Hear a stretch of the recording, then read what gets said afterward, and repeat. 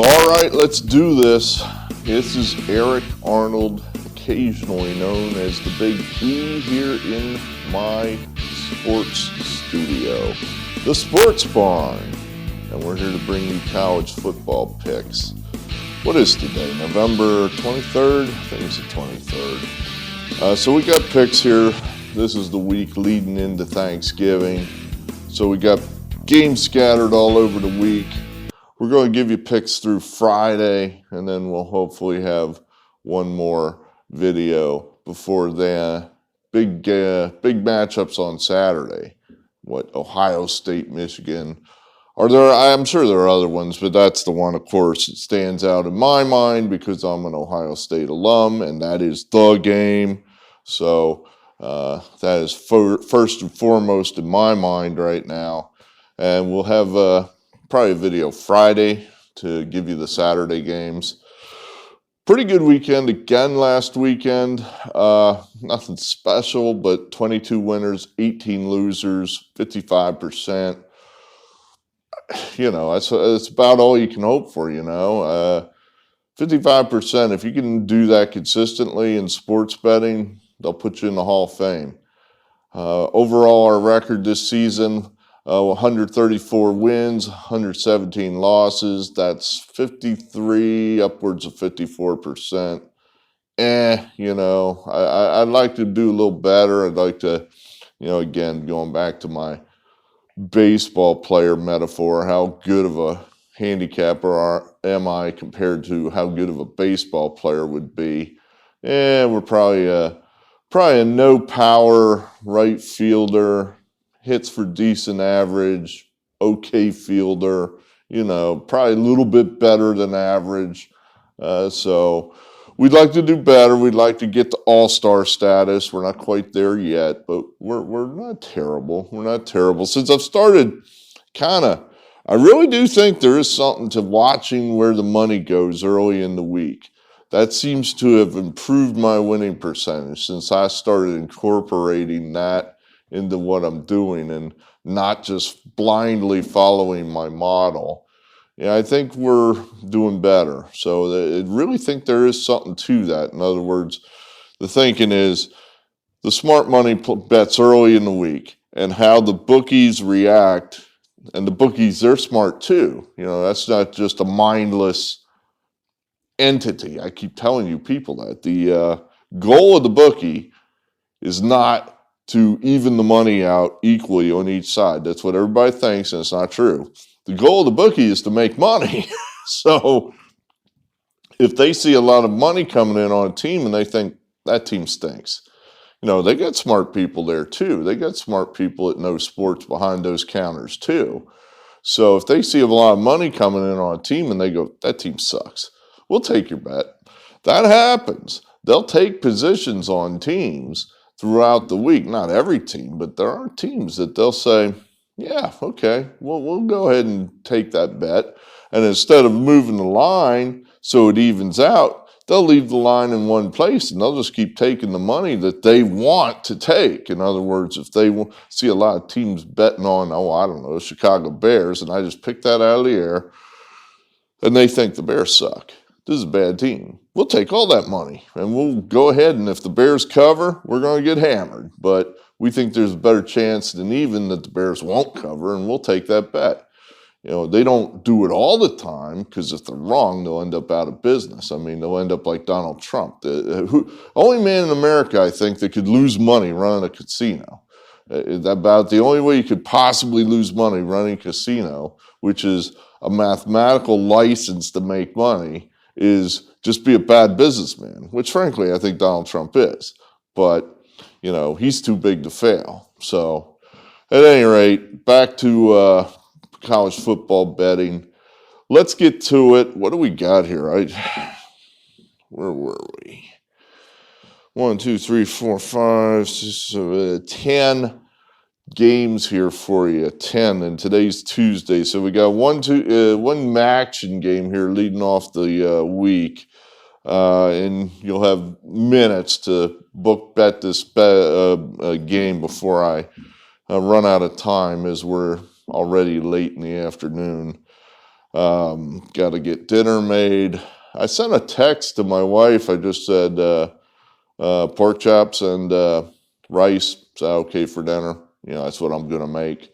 And she sends back, yes, with an exclamation point and a thumbs up. And I thought, oh, wow, all right. I mean, she must really like my pork chops and rice. Then I thought about it, and the phone's been giving me these like automatic options lately to, press a button and it automatically sends a response. And I think that's what happened there. She doesn't really like my pork chops and rice. It was just the easiest option. So she just pushed a button and the phone dresses up her response as she's excited about it. Pork chops and rice. Woohoo! I do make pretty good damn pork chops, I think. I'm not so sure my wife thinks that, but I think they're pretty goddamn good. Just saying. All right, Northern Illinois, Western Michigan. I'm so unimpressed with that Western Michigan team. We had them last week, and they screwed us so badly. This is a team that has a lot of talent. This is a team that defeated Pitt earlier in the season.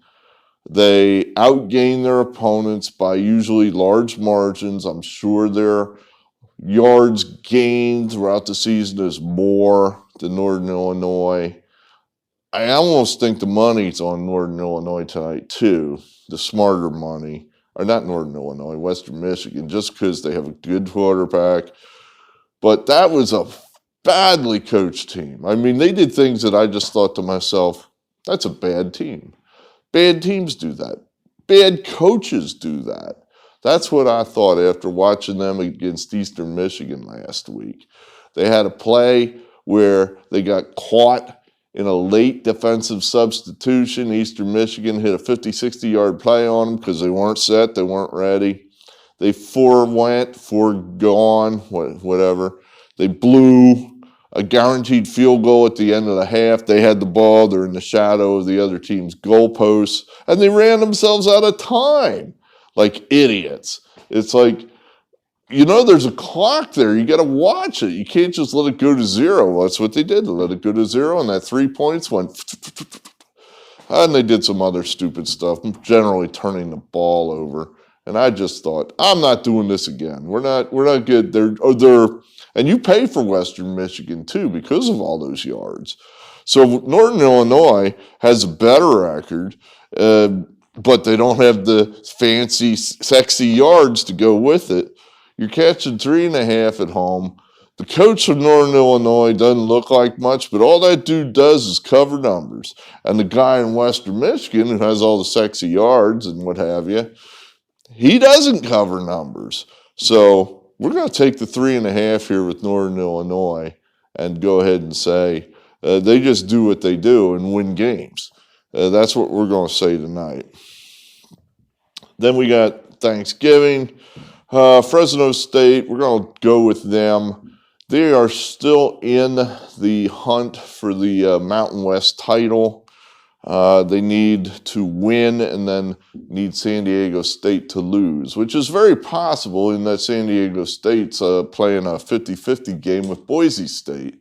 So Fresno needs to take care of business. We think they will. The Egg Bowl. What a big game this is. Now, anyone coming over to my house for Thanksgiving night, whether it be family or a couple friends want to stop by, this is what we're watching. We're not watching any kind of stupid NFL games. We're watching this because this is interesting to me. You got two teams that hate each other. I was so impressed. I saw this game, was it 2 years ago? And it was like a 21-20 game where I think Mississippi gave the game away in the closing seconds by having a player pick up a 15-yard unsportsmanlike penalty because he pretended to be a dog urinating on the field. I'm pretty sure that happened. That's how much they hate each other. So it'll be a packed house. Fans will be going crazy. 2 top 20 teams. So not only do they hate each other, teams are actually good. You got 2 colorful coaches, Mike Leach, Lane Kiffin. We're going to go with the Bulldogs here. We're going to go with Mississippi State. There's really not a lot of difference between these two teams. I think they're very close, and how good they are. I just think State at home, slight advantage. I think we have a decent advantage with coaches. I think Leach is a better coach than Kiffin.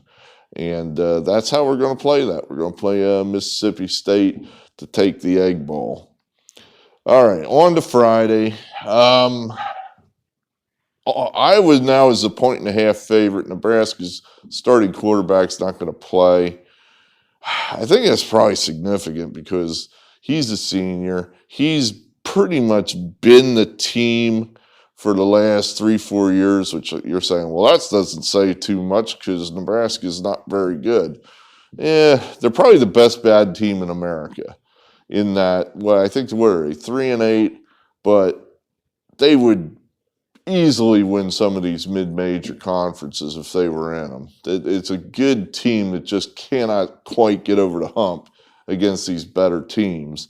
And I don't think they're going to get over the hump against Iowa. Iowa's good. They're good. That's a good team. Without the starting quarterback, I just can't see Nebraska pulling this one out. I mean, Nebraska specializes in the near miss cover, like they did against Wisconsin. They just barely, they could have won the game, but they're getting 9 points, so they lost but covered.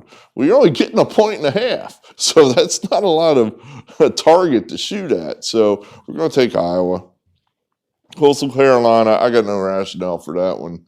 We'll just take them because the model says so. Now this one, I'm just playing a hunch here, and this one could be just wrong, but I do think that East Carolina is ready to do something people don't expect. Cincinnati now has got everything they want. I was carrying their water for the past month about how can you leave these guys out of the playoff. And now the dominoes have fallen in such a way where, I don't know, it's pretty unlikely to me at this juncture. Cincinnati wins, they're in. I think that's how it's going to go unless the committee just completely pulls a giant heel turn, which is not out of the realm of possibility, and screws these guys, a giant Montreal screw job on Cincinnati. But undefeated, they're going to have to do something nuts like jump Notre Dame, who Cincinnati beat. Jump them over Cincinnati, which I think would be a crime, or they're going to have to put a 2-loss team in and say, okay, 2-loss Ohio State or 2-loss Alabama belongs in there over undefeated Cincinnati, at which point then you're really, what are we doing type stuff. But here's how I see this going. Now Cincinnati knows that all we got to do is win and we're in. We're done, and now I think it's going to get tough. East Carolina's a pretty good team. That's a team that they played within a field goal of South Carolina. Now, why is that important? Well, South Carolina is actually a pretty good SEC team this year. They just beat Auburn. So picture it this way. What if Cincinnati was playing Auburn this weekend? What would the number be? Would it be 14? Cincinnati's a 14-point favorite over Auburn? No way. It would be maybe a touchdown, maybe. And the point spread between the two teams, forget what the number is. If the two teams played, I don't think Cincinnati would beat Auburn by 14 points. So, same deal here. I think East Carolina is going to give these guys a game. I mean, this could be the biggest game in East Carolina history, really. Here comes a chance.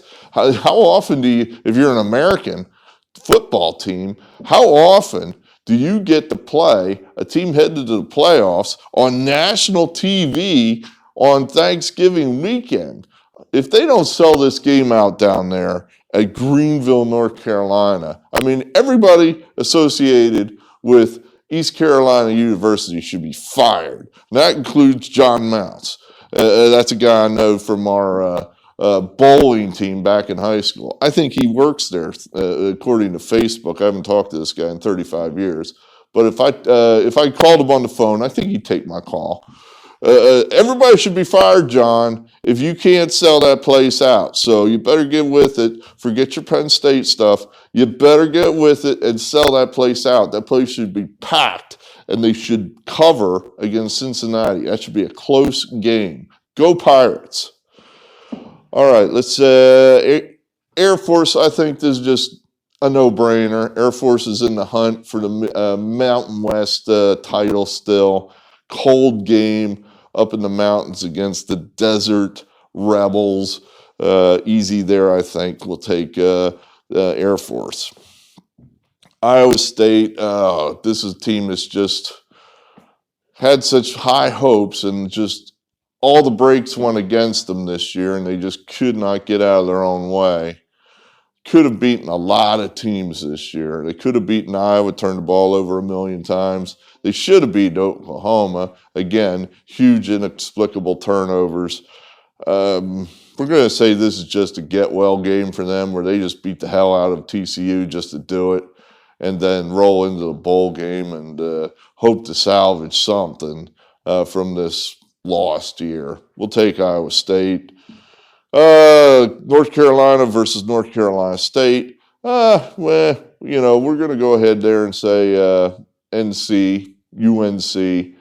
I think this is a good spot for them. They've been favored in most games all year long and have not been good favorites.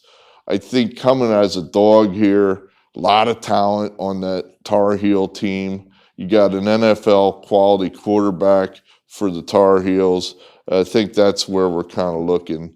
We'll go ahead and say Tar Heels. And finally, this is another one we're stepping out of line from the model. Everything looks like this would be a Washington State game. They appear to be better than Washington. They've played better in the past 6 weeks or so. It appears that the arrow is pointing up for Washington State. Well, this is one of those teams, though, that you just can't beat. Washington owns Washington State. They own the Apple Cup for whatever reason.